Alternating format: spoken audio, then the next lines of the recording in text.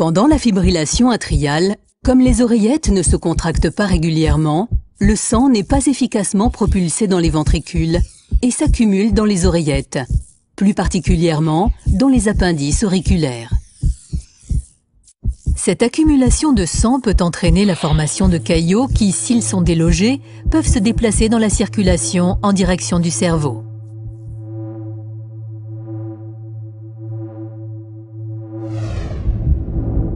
Le caillot, ou embole, peut obstruer des vaisseaux sanguins étroits, souvent l'artère cérébrale moyenne ou ses branches, et nuire à la bonne circulation du sang. Ce mauvais approvisionnement en sang et en oxygène dans une région déterminée du cerveau peut occasionner une mort tissulaire et donner lieu à un accident ischémique.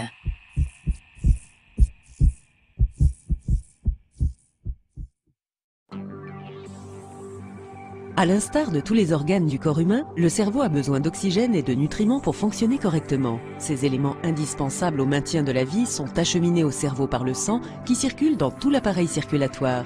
Un accident vasculaire cérébral se produit lorsqu'une partie du cerveau cesse d'être irriguée, ce qui entraîne la mort des tissus et la perte de certaines fonctions cérébrales.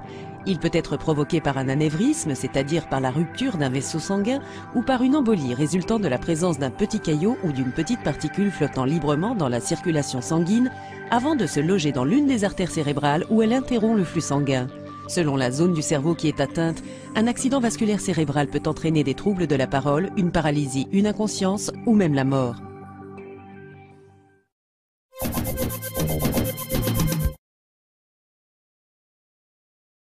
Manger, dormir, faire du sport ou simplement réfléchir, la moindre de nos actions est régulée par notre cerveau. Pour fonctionner, ce dernier a besoin d'un apport constant en oxygène et en nutriments. Un accident vasculaire cérébral ou AVC se produit lorsque cet approvisionnement est rationné ou interrompu. Conséquence, des cellules sont détruites conduisant à des lésions irréversibles du cerveau, voire à la mort. Un AVC est soudain, ses effets sont immédiats. Le patient ressent un engourdissement, souvent dans une moitié du corps, des troubles de l'élocution, un sentiment de confusion et une vision qui se trouble. Le risque d'AVC diminue chez les personnes qui consomment une nourriture saine, font de l'exercice, ne fument pas et consomment peu d'alcool. Deux types principaux d'AVC existent. Le plus commun, l'AVC ischémique, se produit lorsque l'afflux sanguin est bloqué par un caillot, du cholestérol ou une bulle d'air. Un caillot dans un petit vaisseau sanguin peut passer inaperçu, mais l'obturation d'une grosse artère peut être fatale ou causer des lésions à long terme. Un AVC hémorragique se produit quand un vaisseau endommagé éclate, causant des saignements pouvant endommager le cerveau. Moins grave, un accident ischémique transitoire ou éclipse cérébrale se déclenche quand l'afflux sanguin d'une partie du cerveau est coupé momentanément. Les lésions sont alors temporaires, mais une éclipse cérébrale doit être traitée comme le signe avant-coureur d'un AVC.